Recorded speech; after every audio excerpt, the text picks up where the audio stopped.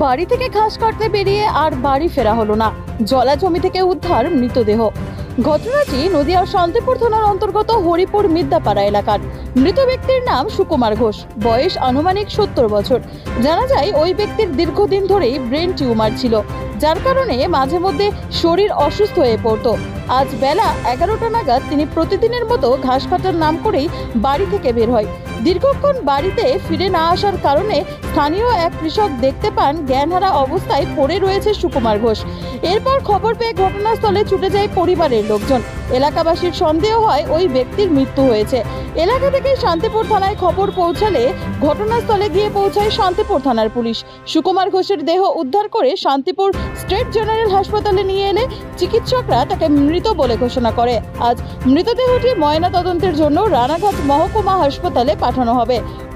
অন্যদিকে এই ঘটনায় তার পরিবারে নেমে এসেছে শোকের ছায়া।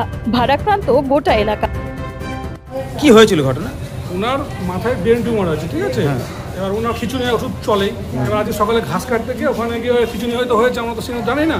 এবার আমাদের এলাকার লোক খবর দিচ্ছে যে এরকম তোমার শ্বশুর ওখানে এরকম মারা গেছে। আমরা আস্তে আস্তে আমার ওই রঘুনাথপুরের বন্ধুরা ওই পুলিশের সব গাড়ি চালায়, ফোন করলো ভাই যে তোমার শ্বশুর আধার কার্ডটা পাঠাও। আমি এসে দেখছি এই অবস্থা। উনি তো জলাশয় জায়গার মধ্যে পড়েছিলেন। জলাশয়ের পাশে উনি ঘাসে ড্যাঙাতে উনি ঘাস কাটে, প্রতিদিনই ঘাস কাটতে যাচ্ছে। কিভাবে